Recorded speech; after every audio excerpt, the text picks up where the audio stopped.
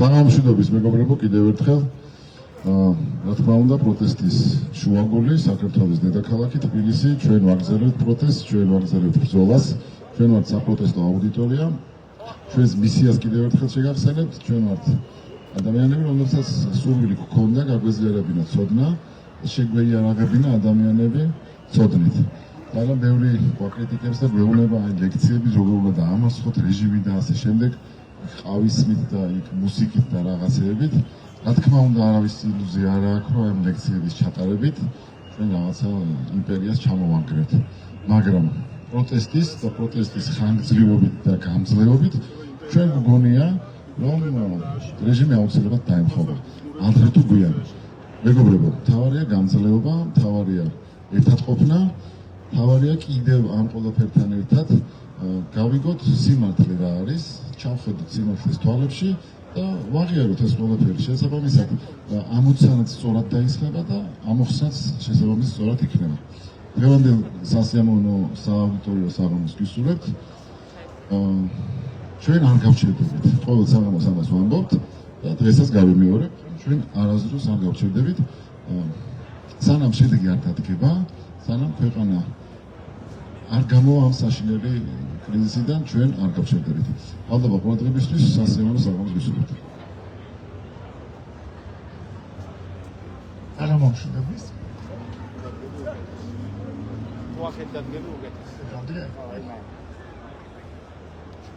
საღამომშვიდობის. პირველ რიგში გაგეცნობით, მე ვარ დავით კონქვაძე, ბიზნეს კონსულტანტი, კოუჩი, მომავალი ფსიქოთერაპევტი. ძალიან მიხარია, რომ აი აქ ამ ადგილას ამ შესანიშნავი ადამიანების ერთად მაქვს საშუალება, რომ ძალიან ჩემთვის საინტერესო და იმედია თქვენთვისაც საინტერესო და სასარგებლო თემაზე ვისაუბრო. მოკლედ, პირველ რიგში ასეთ შეკითხვას გაგისვათ, თუ გიგრძნიათ როდესმე თავი ასეთ გაჭედილად, რომ გინდათ რაღაცა გააკეთოთ ცხოვრებაში, მაგრამ ვერ დგავთ ნაბიჯს, არ იცით როგორ დაიწყოთ, რა გააკეთოთ, ხო? ასეთ გაჭედილობის შეგრძნება მე საკმაოდ ხშირად მქონია და ყველას გვაქვს, რა თქმა უნდა, რაღაც სხვადასხვა მეთოდი და სხვადასხვა ტექნიკა გამოცდილი, რომელიც ჩვენთვის მუშაობს, ხო? მაგრამ იმას შემდეგ, რაც მე ბევრ საერთაშორისო ორგანიზაციებში მუშაობდი, კონსულტანტად, ექსპერტად, მე გავხდი კოუჩი, დავინახე, რომ ის ტექნიკები, რომელიც წარმატებულებში გამოიყენება იმისთვის, რომ მიზნები დასახონ სწორად თანამშრომლებმა, მენეჯმენტმა და შემდეგ გეგმაში ადგინონ და მიაღწიონ ამ მიზნებს, ძალიან ლოგიკური იყო ჩემთვის და ვიფიქრე, რატო არ გამოვიყენო ეს ტექნიკები ჩემს ცხოვრებაში მათ შორის, ხო? კოუჩი რო გავხდი, იქ ხომ საერთოდ მეთქი, ვაუ, რა მაგარი საშუალებები არსებობს, ეს რო არ გამოვიყენო ცხოვრებაში, ან სხვებმა არ გამოიყენონ ეს ცხოვრებაში, იქნებოდა უბრალოდ, სინდისობა, ასე ვიტყვით, ხო? ამიტომ დღეს შემოგთავაზებთ რამოდენიმე ძალიან მარტივ ტექნიკას. დარწმუნებული ვარ, რომ ზოგი მათგანი შეიძლება ყველა მათგანი თქვენ უკვე იცით, შეხება გქონიათ. უბრალოდ შეგახსენებთ და მაგალითები გავაკეთოთ, როგორ შეიძლება ცხოვრებაში გამოვიყენოთ, რომ დაგვეხმაროს ეს, რომ ამ გაჭედილობიდან გამოვიდეთ და გადავიდეთ ქმედებაზე იმისთვის, რომ ჩვენს მიზნებს მივახციოთ მაქსიმალურად ეფექტურად. მოკლედ, დღევანდელი ლექციის სტრუქტურა არის ასეთი, პირველი, რა თქმა უნდა, მიზანს რომ მივახციოთ, უნდა ვიცოდეთ რა არის ეს მიზანი, ხო? უნდა მოვახდინოთ ამ მიზნის დადგენა, იდენტიფიკაცია, მოვადგინოთ რა გვინდა რეალურად, ეს ძალიან მნიშვნელოვანი ეტაპია. შემდეგ დავადგინოთ ის მიზეზები, რაც გვიშლის ხელს, ან ხელის შემშლელად შეიძლება იყოს ჩვენთვის იმისთვის, რომ რაღაც ნაბიჯები გადავდგოთ და მივახციოთ ამ მიზანს. შემდეგ შევადგინოთ სამოქმედო გეგმა და ბოლოსში, რა თქმა უნდა, გავფრინდეთ მარსზე თუ ვინ მოქმედოთ ნებისმიერ შემთხვევაში გადავდგათ პირველი ნაბიჯი. პირველი დავიწყოთ მიზნების იდენტიფიკაცია. აქ კარგად არ ჩანს, მაგრამ აქ უნდა იყოს მიზნების ბორბალი ქვია, ეს არის ძალიან პოპულარული ტექნიკა, რომელიც კოუჩინგში გამოიყენება აქტიურად. რომელიც გვაძლევს საშუალებას, რომ შევაფასოთ ეხლა სად ვართ ჩვენს მიზანთან მიმართებაში, ან რა გვინდა ცხოვრებაში, ან მოკლედ აქ არის წრეები არის რეალურად, ხო, სხვადასხვა ნიშნულზე და ეს არის კმაყოფილების დონე. მაგალითად 1-დან 10-მდე 10 არის, რომ ძალიან კმაყოფილი ვარ ცხოვრების რომელიმე ასპექტით, 1 არის აბსოლუტურად უკმაყოფილება, ხო? და აქ არის ეს მაგალითისთვის დავსვი ეს კრიტერიუმები, ეს კრიტერიუმები შეიძლება იყოს სხვა აბსოლუტურად, ასე რომ ეხლა პატარა მაგალითი რო გავაკეთოთ, ვინმეს თუ უნდა თუ არა, აი მაიკო დაგეხმარება, თუ უნდა რომ მის კონკრეტულ ცხოვრებაზე გავაკეთოთ ეს მაგალითი. ნები ჩემი კომპანიონია. კარგი.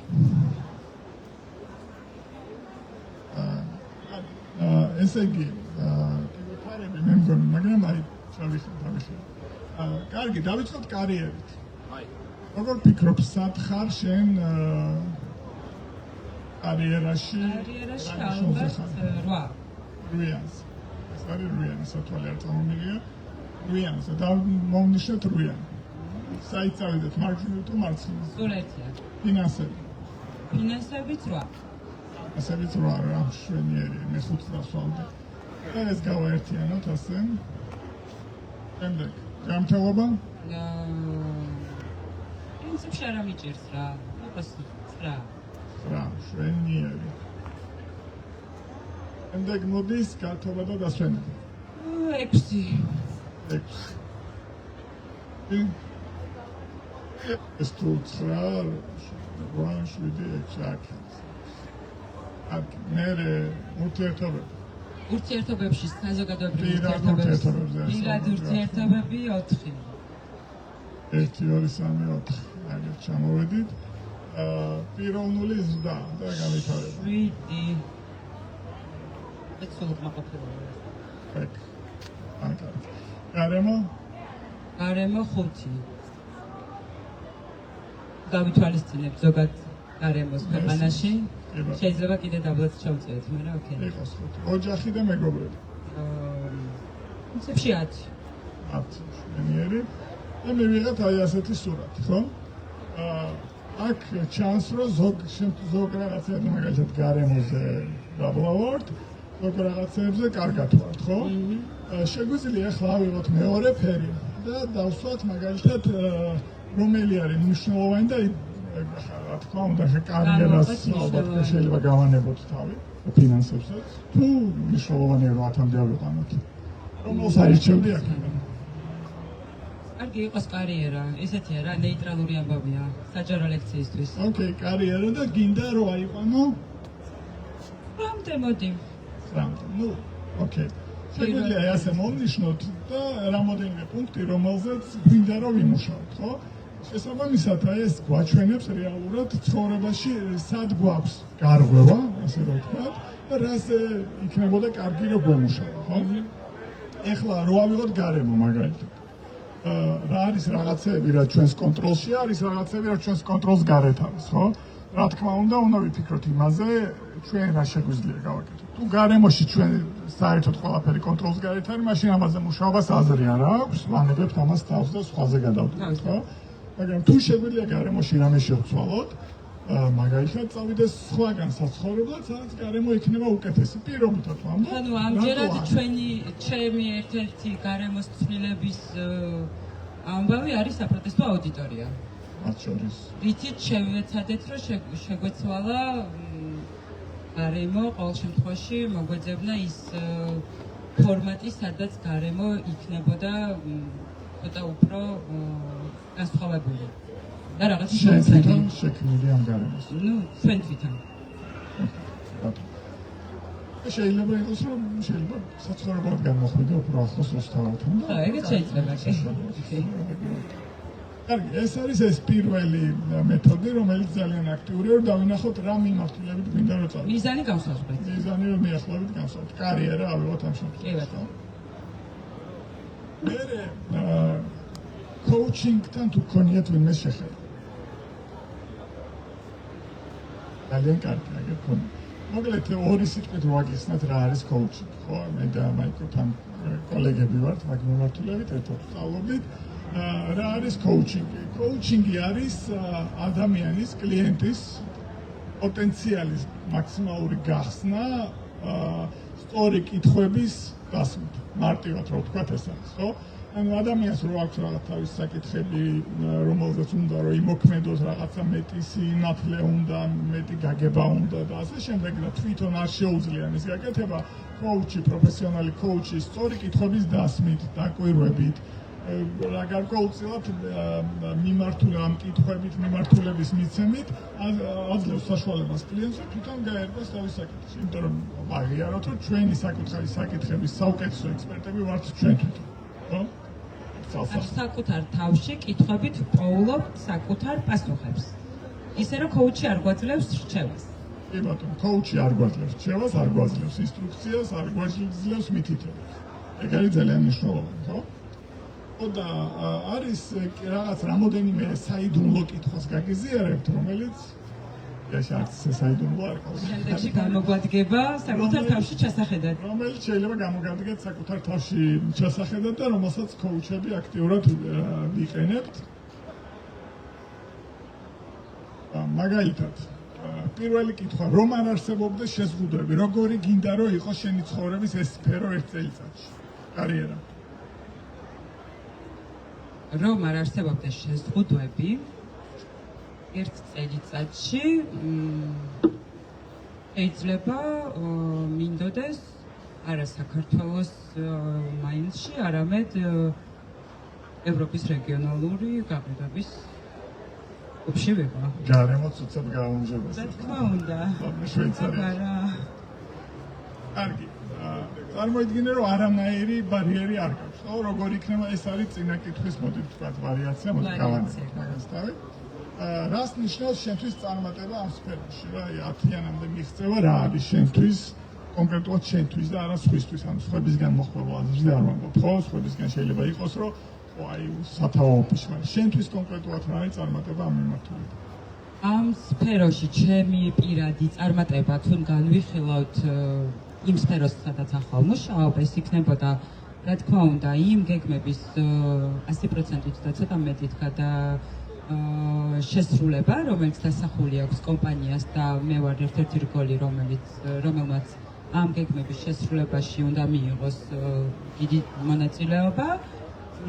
ჩემთვის იქნებოდა ის, რომ ჩემი გუნდი იყოს ისეთი გუნდი, როგორიც მე წარმომიდგენია და ეს მომცემდა კმაყოფილებას.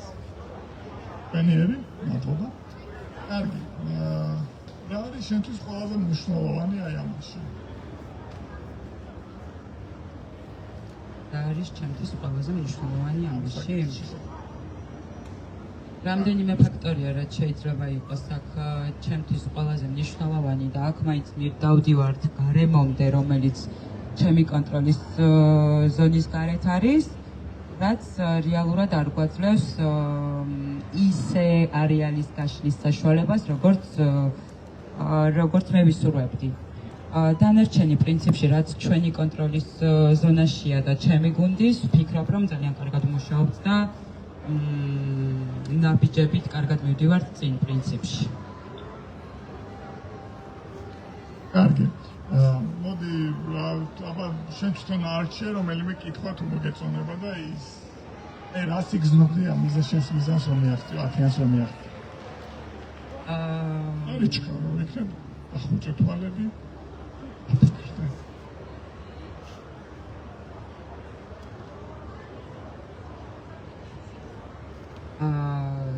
რას ვიგრძნობდი ამ მიზანს რომ მივაღწევდი.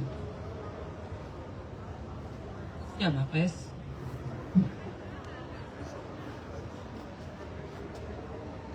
შვიდი ვერ ვიქნებოდი, იმიტომ რომ კიდევ უფრო მეტ მიზანს დავისახავდი და სიმშვიდე იდეაში შინაგანად მექნებოდა, როგორ არა, იმიტომ რომ არად ვიქნებოდი შინაგანად, რადგან ერთ მიზანს უკვე მივაღწიე, რომელიც დასახული მქონდა, მაგრამ ეს მომცემდა იმის ბიძგს, რომ კიდე წინ წავსულიყავი და აი აქ ცოტა ისეთი რა საკამათო ამბავია ეს სიმშვიდე. და რა თქმა უნდა, როდესაც მიზანს აღწევ, ივსები ენერგიით მევჩნი და კიდევ უფრო მეტის კეთების სურვილი გიჩნდება და ინთები კიდევ უფრო. რა შეუნიერი კლიენტი. დიდი მადლობა, კარგი, საინტერესო პასუხებისთვის. კიდევ არის აქ რამოდენიმე კითხვა, თუ შენ რომელიმე მოგეწონება შეგიძლია შენ თუ ნაირჩიო და უპასუხო. და და გადავიდეთ, მე მგონი გავაგრძელოთ ეს კითხვები. ეში გეხმარებათ, რომ კარგად გაანალიზოთ თქვენი სიტუაცია, კარგად მიხვდეთ რეალურად რა გინდათ, პირდაპირ გეტყვით, რომ ძალიან რთული იქნება ამ კითხვებზე პასუხების გაცემა, როცა მარტო ხარ და არავინ არ გთხოვთ, რა მიპასუხე და არავინ არ გიყურე. მე მგონია, რომ ძალიან მნიშვნელოვანი კითხვა რა მოყვება შედეგად უმოქმედებას. იმიტომ რომ ადამიანები ხშირად ვართ მიდრეკილები ფიქრისკენ და რეფლექსიისკენ და ხშირად დღეებს და ღამებს ვატარებთ ფიქრში და ფიქრში უმოქმედებთ. რაც რეალურად იწვევს უმოქმედებას, იმიტომ რომ ფიქრში უმოქმედებთ რა, არ ვიცი, ვხედავთ, წევართ, ტელევიზორს ვუყურებთ, ასე შემდეგ და ფიქრში ვცხოვრობთ, ფიქრში უმოქმედებთ. რაც იწვევს უმოქმედებას. უმოქმედება კიდევ იწვევს უკვე რეალურად მიზნისკენ არსვლას. რაც იწვევს შემდეგ ჩვენში ფრუსტრაციას. შესაბამისად რა მოყვება უმოქმედებას, ფიქრობ რომ უმოქმედებას ყოველთვის მოყვება სტაგნაცია და ჯობია რომ ყოველთვის იმოქმედო და დაუშვა შეცდომები და შემდეგ ეს შეცდომები შენ თვითონ გამოასწორო, ვიღაცამ შენიშვნა მოგცეს, ვიღაცამ რჩევა მოგცეს ან დაგაქოუჩოს და ასე შემდეგ, ვიდრე იყო სტაგნაციაში უმოქმედოდ იმის გამო რომ ვაიმე მე ახლა ეს რა გავაკეთო, რას იტყვის, რო არ გამომივიდეს და რა მეშველება და ასე შემდეგ. შესაბამისად, ეს ჩემთვის ძალიან მნიშვნელოვანი კითხვა არის ყოველთვის რა მოყვება შედეგად უმოქმედებას, შედეგად უმოქმედებას ძირითადად მოყვება იმედგაცრუება. რაც ყველაზე რთულია ადამიანისთვის ფიქრობ. ძალიან დიდი მადლობა. ემოციური და მაგარი იყო, მადლობა დიდი. კარგი და ეს მოქმედებაზე ვაპარაკობ. ბოლო კითხვასაც რა არის პირველი ყველაზე პატარა ნაბიჯი, რომელის გადადგმასაც შეძლება? საკუთარი გამოცდილება რომ გავაზიარო, პირველი პატარა ნაბიჯი, რომელიც შეიძლება ადამიანმა გადადგა, ეს არის რომ ნაბიჯი გადადგა. უბრალოდ, არ ვიცი, ადგე და ნაბიჯი გადადგა. ადგე და გახვიდე და იყიდო ბლოკნოტი და იმაში ჩაწერო შენი მიზნები. ეს არის პირველი ნაბიჯი. დაისხა ყავა. თუ ასოციალური ხარ, წახვიდე და ცოტა ნელ-ნელა შეეჩვიო და ეს შენი ყავა შენ სამზარეულოში არ დალიო და დალიო მაგალითად კაფეში. და იქ დაწერო შენი მიზნები და ეს არის ალბათ პატარა ნაბიჯი. ყველა გააჩნია მიზანს, ყველა მიზნის მისაღწევად არკვეული პატარა ნაბიჯი არის დასაკეთებელი, მე ვფიქრობ რა, არ ვიცი, შეიძლება ისწავლო გამრავლების ტაბულა, ან უბრალოდ პროცენტის გამოყვანა იმისთვის, რომ მე რაღაცა, ან უბრალოდ ChatGPT-სთან ურთიერთობა იმისთვის, რომ პროცენტი იმან გამოიყვანოს და შენ არ იცვალო და ამ შემდეგ. პატარ-პატარა რაღაცები, ნაბიჯები, პატარ-პატარა ქმედებები ზუსტადაც, რომ უმოქმედობა ქმედებაში გადაიყვანო. შესანიშნავი. და აი ბოლო კითხვა და მოვიწყო. რაც ძალიან მნიშვნელოვანია ჩემი აზრით არის მხარდამჭერი სისტემა. ორი სიტყვით ვიტყვი მხარდამჭერ სისტემაზე. მხარდამჭერი სისტემა არის ყველაფერი ან ყველა ადამიანი, ვინც გვეხმარება ჩვენ ამ მიზნის მიღწევაში, ხო? ეს შეიძლება იყოს ადამიანები, შეიძლება იყოს ნივთები, ბლოკნოტი შეიძლება იყოს, ან ყავა შეიძლება იყოს, თუ ყავა ძალიან მნიშვნელოვანია ჩემთვის, რომ მე ფუნქციონირებადი ვიყო, ხო, დღის განმავლობაში. უნდა ჩამოყალიბოთ რა არის თქვენთვის ეს მხარდამჭერი სისტემა, რომელიც დაგეხმარებათ, რომ გადადგათ ეს ნაბიჯები, დაგეხმარებათ, რომ არ გაჩერდეთ ჩემთვის. თქვენთვის რა არის? ჩვენთვის მხარდამჭერი სისტემა ალბათ სოციუმიდან და ჩემი ქართველობიდან გამომდინარე, თუმცა ამას არ ქართველობა არ უნდა, მაინც არის ოჯახი და მეგობრები. შემდეგ უკვე სამსახურებრივ ჭრილში თუ განვიხილავთ, ძალიან მნიშვნელოვანია გუნდი, რომელიც არის რეალურად შენი მხარდამჭერი და ერთმანეთის მხარდამჭერიც. ისე მიზანს ვერ მიაღწევ, თუ გუნდი მხარს არ გიჭერს. მარტო ერთი გამწევი ძალა ვერაფერს ვერ იზამს. იმიტომაც იყო ოდესღაც, როცა ნიჩბებიანი ნავები იყო, რომ ყველას ერთად უნდა მოესვა რა ეს და ეს ვფიქრობ არის ძალიან მნიშვნელოვანი. წიგნები რა თქმა უნდა ძალიან მნიშვნელოვანია, თუმცა შეიძლება გყავდეს რამდენიმე წიგნი ადამიანი გარშემო და როცა წიგნის კითხვა გეზარებოდ, რამდენიმე ChatGPT მეგობარს მიმართავ და ის ChatGPT მეგობრები გეხმარებიან და ჩემთვის უფრო სასიამოვნოა ხოლმე, ვიდრე ChatGPT-სთან ურთიერთობა. მადლობა ძალიან დიდი. კარგი, ეს კითხვებიც დაუსვით ჩვენ თავს. რეფლექსიაში, თვითრეფლექსიაში ვიმყოფებოდით ცოტა ხანი. ახლა გვაქვს რაღაც კონკრეტული მიზანი, მაგრამ მიზანი არის ძალიან მნიშვნელოვანი, რომ სწორად ჩამოვაყალიბოთ, იმიტომ რომ მიზანს უნდა ქონდეს გარკვეული მახასიათებლები იმისთვის, რომ ის რეალისტური და მიღწევადი იყოს. ამისთვის არის უნდა გავხადოთ ჩვენი მიზანი SMART. SMART ინგლისურად ნიშნავს ჭკვიანს. და როგორ გავხადოთ მიზანი ჭკვიანი. რეალურად ეს SMART არის აბრევიატურა და ახლა ავხსნი რას ნიშნავს ეს.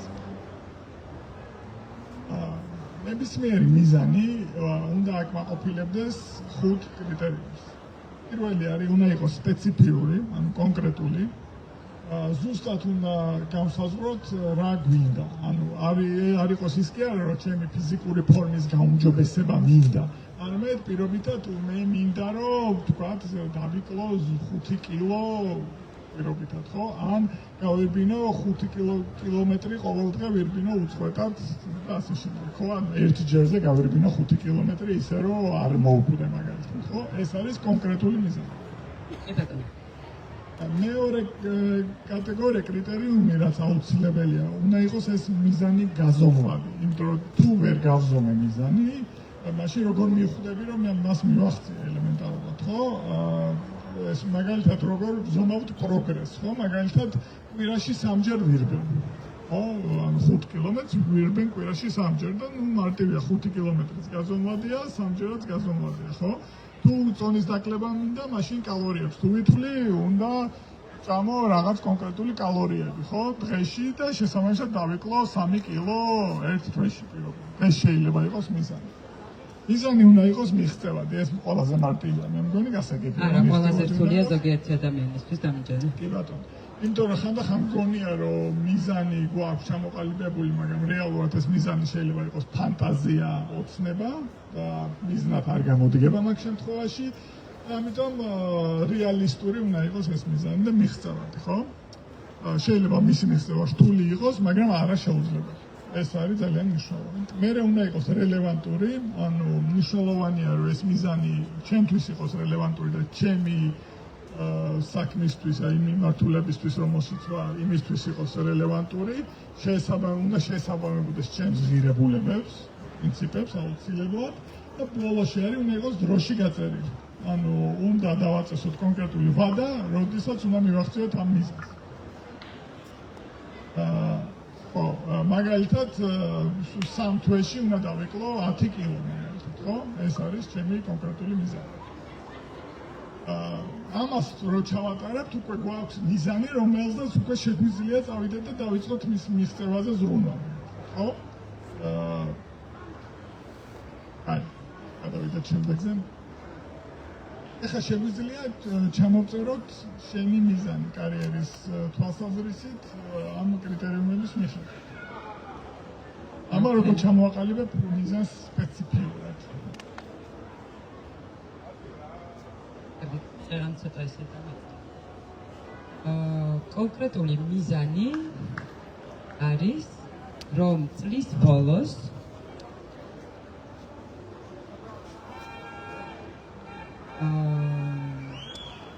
კომპანიის ჭრილში განსაზღვრული გეგმა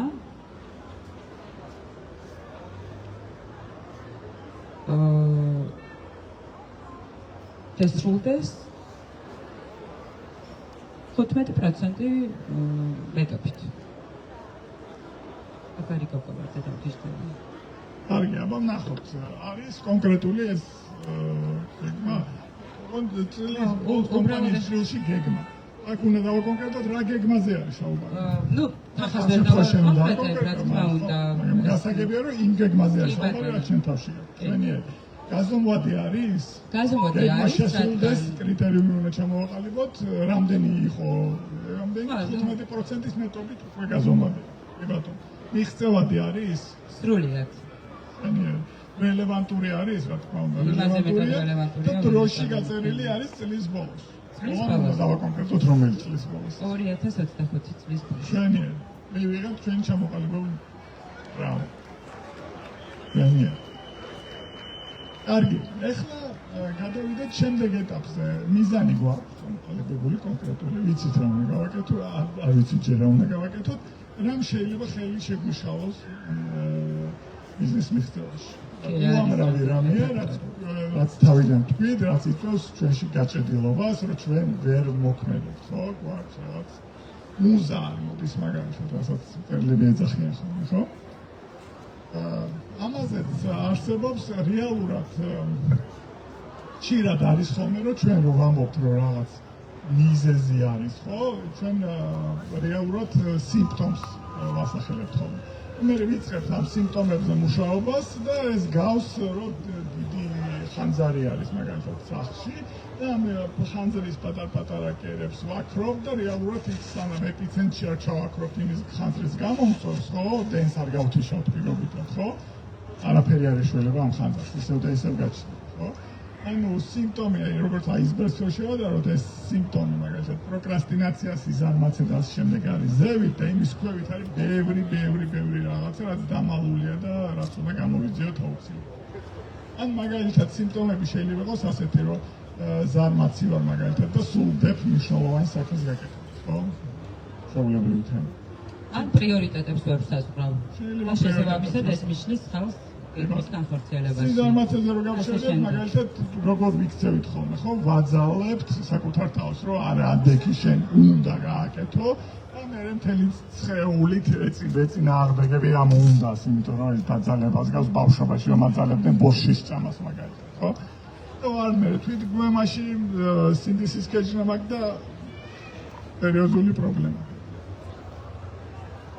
სიმბერ შესაძლო მიზეზები რეალურად შეიძლება იყოს წარუმატებლობის შიში, შეიძლება იყოს გაურკვევლობა, არ ვიცოდე რა უნდა გავაკეთო კონკრეტულად, ხო ჩემგან რას ელოდებიან, რა მოლოდინებია. შეიძლება იყოს პერფექციონიზმი, იმიტომ რომ მე მინდა რომ ეს გავაკეთო იდეალურად, იმიტომ რომ ბავშვობიდან მე მეუბნებოდა რომ შენ ყველაზე მაგარი უნდა იყო და ეს უნდა გააკეთო ყველაზე მაგრა და არ ვიცი ეს იდეალურად როგორ უნდა გავაკეთო. შესაბამისად, მთელი ჩემი არსი ეწინააღმდეგება ამის კეთებას და მე მგონია რომ გავაკეთე და 15 ნახევარი გავაკეთე, უკვე თვითგვება მეწყება და მე მგონია რომ მე ვარ ზარმაცი, ხო? არ ვარ საკმარისად ბეჯითი და ასე შემდეგ. შესაბამისად, შეიძლება რაღაც გამოსავალი ვიპოვოთ აქ, ხო? ვაღიაროთ ეს შიში და ვთქვათ, რომ ხო, მაქვს ეს შიში და შევცვალო მიზანი, მაგალითად თქვის კი არ ვთქვა, რომ გავაკეთო დიდი პრეზენტაცია, ვთქვა, რომ მოდი ჯერ გავაკეთებ რაღაც შავ მონახაზს გავაკეთებ. ხო, რაც უფრო მარტივია, იმიტომ რომ მან არაფერის მოთხოვნები არ არის, ნაკლებად არის ჩართული ან პროექტი დავყო მცირე ნაწილებად, ან საკუთარ თავს მივცე უფლება, რომ პირველი დრაფტი ცუდიც რო იყოს, რა თავარია გავაკეთო რაღაც, ხო? შესაბამისად, აი ამ ძირეული აქ კიდე ერთი მაგალითია, ძირეული მიზეზის დადგენა არის ბიზნესში და პირად ცხოვრებაში ძალიან მნიშვნელოვანი ეტაპი იმისთვის, რომ დავიწყო ქმედება, იმიტომ რომ ისევ და ისევ თუ დავიწყებ სიმპტომებზე მოქმედებას, შედეგს ვერ მივიღებ. მე მიზანს ვერ მივახდებ, გამორიცხული. ამიტომაც ძალიან მნიშვნელოვანია, რომ ეს შევიდეთ. კარგი. ამ გამოკვლევის სხვადასხვა მეთოდია, ამაზე დავიცავი მაგისტრატურაში ჩემი სადიპლომო ნაშრომი. და ერთ-ერთი მარტივი, რომელიც ჩვენ ყველა შეგვიძლია გამოვიყენოთ, არის 5 რატომს მეთოდი. 5 რატომ მეთოდი ბიზნესში ძალიან აქტიურად გამოიყენება, მე პირად ცხოვრებაში და კოუჩინგში ძალიან კარგად ვიყენებ. უნდა დავსვათ რატომ 5-ჯერ, კითხვა რატომ 5-ჯერ და ჩავიდეთ სიღრმეში ყოველჯერზე, ხო? მაგალითად, რატომ მაგალითად ერთ-ერთი მაგალითი იყო წინაზე, რაც არ გამიხილე, რომ მე მეშინია საკუთარი აზრის გამოთქმა ან საკუთარი აზრის დაცვა, მაგალითად სამსახურში, ხო? მაქვს რაღაც იდეა, ვიტყვი რაღაცას გამაკრიტიკებენ და მე ვჩუნდები და კუთხეში ვიმალები, იმიტომ რომ მეშინია, ვერ ვბედავ, ხო? მოდი ვთქვა, რატომ ვარიდებ ყოველთვის თავს ჩემი აზრის დაცვას. მაგალითად, იმიტომ რომ მეშინია კონფლიქტის გამოწვევის, ან იმის რომ ჩემი ნათქვამით ვინმეს მოსვადგენ. რეალისტურია, ვინმეს ეხმიანება ეს მათ შორის. რატომ მეშინია კონფლიქტის ან სხვისი წყენდების, ხო? ანუ ამ პასუხზე ვაგებ შემდეგ რატომს. იმიტომ რომ არ ვარ დარწმუნებული, როგორ გამოვხატო ჩემი აზრი მშვიდად და კონსტრუქციულად, ისე რომ სიტუაცია არ გავამწვავო. ოკეი. ან მეორე ფაქტორი მე მქონდა მაგალითად, რომ ძალიან მინდოდა რომ ყველასთან მქონოდა ყოველთვის კარგი ურთიერთობა. და ყოველთვის მინდოდა რომ ყველასთვის კარგი ვყოფილიყავი, შესაბამისად ძალიან მეშინოდა კონფლიქტის გამოწვევის, იმიტომ რომ ეს კონფლიქტი გამოიწვევდა ადამიანებთან ცუდ ურთიერთობას. წლები დამჭირდა იმისთვის, რომ ეს გადამეოხო და მივხვდარიყავი, რომ არა უშავს იმისთვის თუ არ ვიქნები კარგი. ცუდა მაკროფსიქოთერაპიაში წავიდი, მაგრამ თავშევიკავი. რატომ არ ვარ დარწმუნებული ჩემს კომუნიკაციის უნარებში? იმიტომ რომ წარსულში როცა ჩემი აზრის დაფიქსირება ვცადე, ნეგატიური რეაქცია მოყვა, რამაც თავი უხერხულად და დაუცველად მაგზნობია. ბავშვობაში განსაკუთრებით, ისე კარგად აიბეჭდება ხოლმე ჩვენს თვისში ასეთი რეაქცია. რატომ გამოიწვია წარსულმა გამოცდილებამ ასეთი გავლენა? იმიტომ რომ არ გამაჩნდა კონკრეტული სტრატეგიები ან სცენარები თუ როგორ უნდა მემართა რთული საუბარი. რატომ არ მქონდა ეს სტრატეგიები? იმიტომ რომ არასდროს მიმიღია ცოდნა ან გამივლია პრაქტიკა თავდაჯერებული, მაგრამ არა აგრესიული კომუნიკაციის ტექნიკებში, ხო? ანუ საბოლოო ჯამში აქ შეიძლება კიდე ქვევით ჩავიდეთ, მაგრამ როგორც წესი ხუთი რატომ საკმარისია, რომ მივაგნოთ ისეთ მიზეზს, რომელზე მუშაობაც მიგვიყვანს კარგ შედეგად, ხო? რეალურად მე რომ ვისწავლო პრაქტიკა გავიარო და ვიასწავლო ჩემ თავს, ან ბავშვობაში ჩემთვის რომ ეს სწავლებიათ, მაგალითად როგორ გავცე პასუხი ვიღაცას ვინც ცდილობს რომ დამჩაგროს ან ვინც ცდილობს რომ გამაკრიტიკოს, ბევრად უფრო მარტივი იქნებოდა ჩემი ცხოვრება, მაგრამ სამწუხაროდ ჩემს მშობლებს ჩემთვის ავიცავ. ინდა ხუთი რატომ რამ შენ თემაზე რამაზე გავაკეთოთ? იმას ხო არ უნდა რამე თემა განვიხილოთ. მოდი, ეცი მიკროფონი. აბა თქვი რა არის თემა? პრობლემა რა გაქვს? მე ვარ შიშობები და მე პრობლემას ვაწყდებით შიშობირები საზოგადოებაში. და ამ თემაზე რო გავაკეთოთ, ძალიან კარგი იქნება. ოკეი, მოდი დავაკონკრეტოთ. რა არის ის, რაც რისი ძირეული მიზეზი შეგვიძლია გამოვიწევთ? ოღონდ მნიშვნელოვანია, რომ შენი კონტროლის სფეროში იყოს. ხვდები იქ რაღაცა ქართული ოცნება რაღაცა საკეთებს, მაგრამ ჩვენ ვერ ვაკონტროლებთ და რატომ ის კითხვების დასმა არ გვაქვს ინფორმაცია. ჩვენ ასაც ვაკონტროლებთ იმას. შენ კონკრეტულად. ის სახელი შემახსენე. თუთო. აი მაგალითად არის ისე რომ საზოგადოებაში არის ასეთი მოსაზრება რომ თუ შეზღუდული შესაძლებლობის მქონე პირი ხარ, ვერ გემეგობრებია. რატომ? იმიტომ რომ გონიათ რომ ვიღაცა გვერდზე მყოფი ადამიანი იტყვის რომ აი რა გინდა შიშამობილთა. მე მგონია რომ ეს ცუდი მოსაზრებაა და რატომ უნდა იყოს ასე? გვაქვს საკმარისი ინფორმაცია რომ სიღრმეში ჩავიდეთ ეს რატომზე პასუხებს, იმიტომ რომ ეგ ხო სხვა ადამიანების ქმედებაზე არის საუბარი. შენზე როგორ მოქმედებს ეს კონკრეტულად პირადად შენზე? ჩემზე მოქმედებს ისე რომ ვარ გაზაფხული ხარ. კარგი, პირველი კითხვა იყოს მაშინ ასე. რატომ იძაბები, როცა ასე იქცევებიან სხვები? იმიტომ რომ მგონია რომ გამირბია. მგონია გაგირბიან. ოკეი. რატომ გაგირბიან, როგორ ფიქრობ? მგონიათ რომ მათსავით არ შემიძლია ვიყო ისეთი როგორც ისინი არიან. რატომ მგონიათ რომ არ შეგიძლია იყო ისეთი როგორც ისინი არიან? რადგანაც მაქვს ჯანმრთელობის რაღაცა გარკვეული პრობლემა. ოკეი.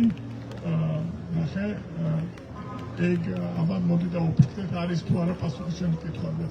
იმათ რატომ მგონიათ, რომ შენ არ შეგიძლია ის, რაც შეუძლიათ მათ? როგორ ფიქრობ, რატომ მგონიათ? საკმარისი განათლება არ აქვს. საკმარისი განათლება არ აქვს. რატო არ აქვს საკმარისი განათლება? იმიტომ რომ საქართველოში არ გვაქვს შესაბამისი სასწავლებლები, რომ ისწავლენ და განვითარდნენ ამ კუთხით. ივედით ძირეულის მიზეზამდე. დაახლოებით მივხვდით, ხო? ძალიან დიდი მადლობა საინტერესო მაგალითისთვის, ხო? პრობლემა არის განათლებაში, რომელიც თუ ის არ მოვაგვარეთ, სამწუხაროდ ხალხს ექნებათ ასეთი მიდგომა შშმ პირების მიმართ, სხვა ადამიანების მიმართ, ვისაც ისინი ვერ უგებენ, შეიძლება რასის გამო, შეიძლება თვალის ჭრილის გამო და ასე შემდეგ. ძალიან სამწუხაროა, მაგრამ ეგ არის რეალობა. მადლობა დიდად. არაფერი. კარგი, ეხლა გადავიდეთ გეგმის შედგენაზე, ხო? ანუ ჩამოვაყალიბეთ ჩვენი მიზეზები, ჩამოვაყალიბეთ, გავიგეთ რა გვიშლის ხელს და შემდეგ გეგმის შედგენაზე არსებობს ასეთი grow მოდელი. grow ინგლისურად გაზდას ნიშნავს, მაგრამ აქაც აბრევიატურა, ხო? ძალიან უყვართ ბიზნესში და კოუჩინგში აბრევიატურები. პირველი ორი ეტაპი რეალურად გავიარეთ. პირველი არის მიზნის ჩამოყალიბება და მეორე reality check-ი, რომ შევამოწმეთ რამდენად რეალისტურია და რა გვიშლის ხელს ამის განხორციელებაში. და აქშა ორი პუნქტი, ეს პირველი არის options, რა ვარიანტები გვაქვს ამ მიმართულებით და will, ანუ რა ნაბიჯები შემიძლია გადავდგა მომავალში და გავაკეთებ იმისთვის, რომ მივახციოთ ჩემს მიზანს.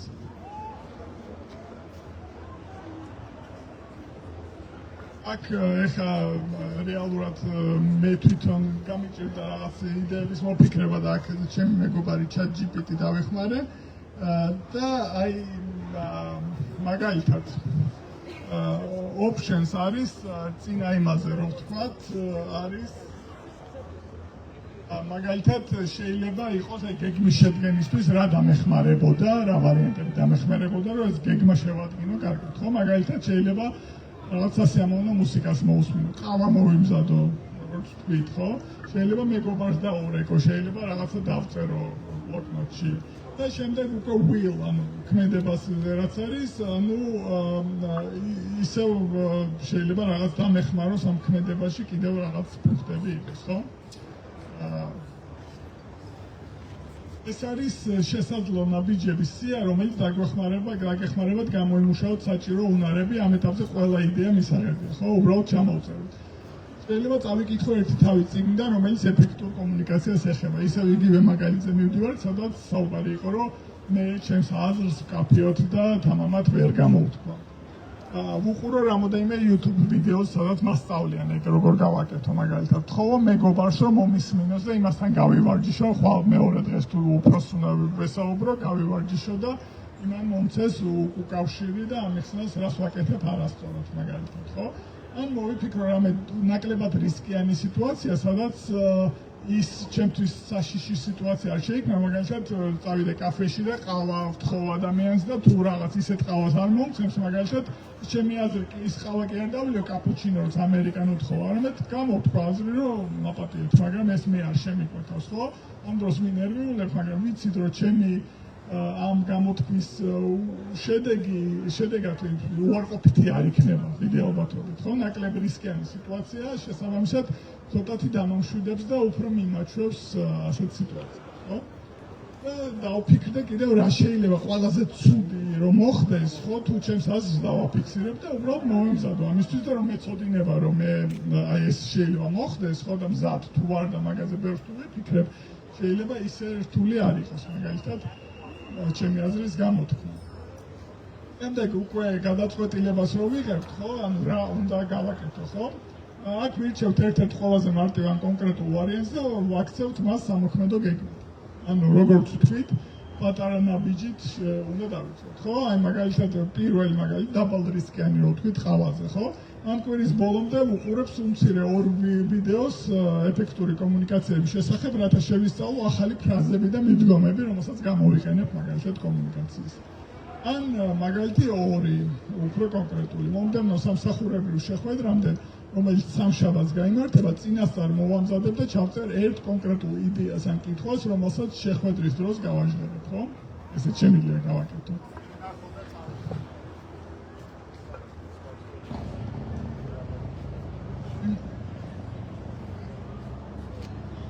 და შემდეგ ამ ვარიანტებს რო გამიხელოთ, რაც დამეხმარება მე რო ქმედებაზე გადავიდე, უკვე უნდა გადავიდე ქმედებაზე. აი ჩემი ამ ბოლო ცხოვრების ამ ეტაპის საყვარელი ფრაზა არის, რომ სინათლე, სიმკვეთრე მოყვება ქმედებას და არა ფიქრს. ანუ უნდა იმისთვის რომ მივხვდე რაღაცას, ან მივიდე ჩემ მიზნამდე, უნდა ვიმოქმედო და რამდენიც არ უნდა ვიფიქრო, სანამ არ ვიმოქმედებ, ვერ მივხვდები ეს ჩემი მიზანი განხორციელ მიღწევადია თუ არა, ხო? და მთავარია იმპულსი და არა мотиваცია, მთავარია ეს ქმედება, უნდა დავიწყოთ პატარა, აი ყველაზე პატარა ნაბიჯით, ხო? მაგალითად არსებობს ასეთი ორწუთიანი წესი, რომ ის უნდა იმისთვის რომ დავძლიოთ ეს საწყისი წინაღობა და ეს წესი რას აკეთებს, რომ ნებისმიერი ახალი ჩვევა თუ გვინდა რომ შევიძინოთ ან ნებისმიერი ამოცანის ამოხსნა უნდა დავიყვანოთ ისეთ პატარა ნაბიჯებამდე, რომლის შესრულებასაც 2 წუთზე ნაკლები სჭირდება, ხო? მაგალითად მე თუ უნდა დავიწყო წონის კლება და ნუ პირველ რიგში სირბილი, ხო? პირველ რიგში პირველი ნაბიჯი უნდა იყოს, რომ ჩემთვის უნდა იყოს მარტივი ვთქვათ ფორმის ჩაცმა დილით იმისთვის რომ მე გავიდე გარეთ სარგებლად, ხო? ეგ თუ რთული იქნება ჩემთვის დილით უნდა ავდგე ტანსაცმელი მოვამზადო, ფეხსაცმელი გავწმინდო რაღაც, ეგ ნიშნავს რომ მე შეიძლება არ გავაკეთო, ერთხელ გავაკეთებ 2-ჯერ, 3-ჯერ და მე გავანებებ თავს, ხო?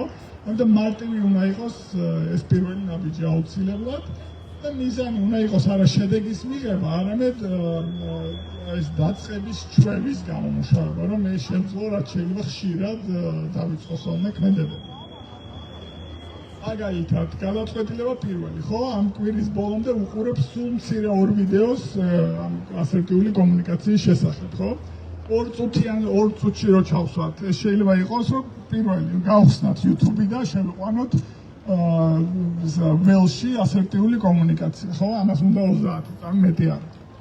და ეს რო გავაკეთეთ, ვაუ, შევაქოცაკოთ აი თავი ხოჭა. ეს გავაკეთეთ, მინიმუმ დავინახეთ ვიდეოები გადავხედეთ, ხო? შემდეგ გავხსნათ პირველივე ვიდეო და უყუროთ მხოლოდ მის პირველ 2 წუთს. მხოლოდ 2 წუთს, ხო? თუ ეს 2 წუთი ჩვენ მოგვეწონება, ბუნებრივად გავაგრძელებთ ამას, ხო? მაგრამ ჩვენ თავს უნდა მივცეთ უფლება, თუ არ მოგვეწონება ეს ვიდეო 2 წუთს თუ არ გავძლებ, ოკეი, არ არის პრობლემა, გავანებებ თავს და მე გავაგრძელებთ ამას. შემდეგი ნაბიჯი უნდა იყოს, შეინახეთ ერთი საინტერესო ვიდეო მოგვიანებით საყურებელთა სიაში, ხო? ამასაც ჭირდება შესრულების დრო 1 წუთი, იმიტომ რომ რო გაქვთ ამ სიაში შენახული, მე უფრო დიდი ალბათობა რომ შეგხვდებათ ეს ვიდეო და მე გახსნით და უყურებთ. უბრალოდ ყველანაირი წინაღობა უნდა შეიმციროთ იმისთვის, რომ არ იმოქმედო. მე მოვამზადებ და გავაჟღერებ ერთ კონკრეტულ იდეას ან კითხვას, ესეც იყო მეორე ვარიანტი, ხო? პირველი ნაბიჯი. მაგალითად, გახსენით ბლოკნოტი ან დოკუმენტი და უბრალოდ ჩაწერეთ შეხვედრის სათაური. უბრალოდ სათაური. ეგეც შეიძლება საკმარისი იყოს. შემდეგი ნაბიჯი, დაწერეთ მხოლოდ ერთი სიტყვა, რომელიც ახსნებს ვისი მიღწევა გსურთ. მაგალითად, სიცხადე, მხარდაჭერა, ხო? ჩამოაყალიბეთ უმარტივესი შესაძლო კითხვა შეხვედრის თემასთან დაკავშირებით, თუნდაც ფიქრობდეთ, რომ პასუხი იცით. მაგალითად, შეგვიძლია დავაზუსტოთ რა არის პროექტის საბოლოო ვადა? აი ეს დაგვეხმარება, რომ ჩვენ წავიწიოთ წინ და გადავდიოთ შემდეგი ნაბიჯები. ეს არის აი პირველი მცირე მიკროსკოპული ნაბიჯები, რომელიც დაგვეხმარება შემდგომ ქმედებაში. მოკლედ, ეხლა რო შევაჯამოთ, გავიარეთ ეს 4 თემა, ანუ პირველი ცხოვრების ბორბალი, როგორ ვიპოვოთ ჩვენი ფოკუსი, ჩვენი მიზანი, როგორ ჩამოვაყალიბოთ რა მიმართულებით გვინდა წავიდეთ, რაზე ვფოკუსირდეთ. Smart ჭკვიანი მიზნები, რათა ზუსტად განსაზღვროთ საით მივდივართ, ეს მიზანი სწორად ჩამოვაყალიბოთ. 5 რატომ მეთოდოლოგია რო ვიპოვოთ იმის ძირეული მიზეზები, რაც გვაბრკოლებს მიზეზების მიღწევაში, მიზნების მიღწევაში. Role model და 2 წუთიანი წესი რომ შევადგინოთ სამოქმედო გეგმა და დავიწყოთ პატარა ნაბიჯებით. ძირითადად ეს არის, ამის გაზიარება მინდოდა, თუ გინდათ აქ დაასკანერეთ და ეს რაც მოვყევთ ვარჯიშები, ვებგვერდი მაქვს გაკეთებული, შეგიძლიათ იქ თქვენთვის გააკეთოთ მოკლედ და ივარჯიშოთ. კითხვები თუ გაქვთ, თუ არა და მადლობა ძალიან დიდი.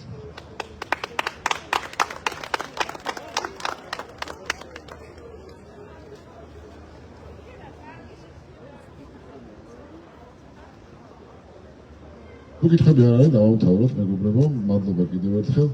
მადლობა ყველა პროტესტის მონაწილეს, მადლობა სრულიად საქართველოს თავისუფლება რეჟიმის და ამ საშინელი თავისუფლება რეჟიმის ტყვეებს, თავისუფლება პოლიტპატიმრას, ჩვენ ხვალად შემოგერთდებით ძალიან საინტერესო ლექციით. მადლობა ყურადღებისთვის.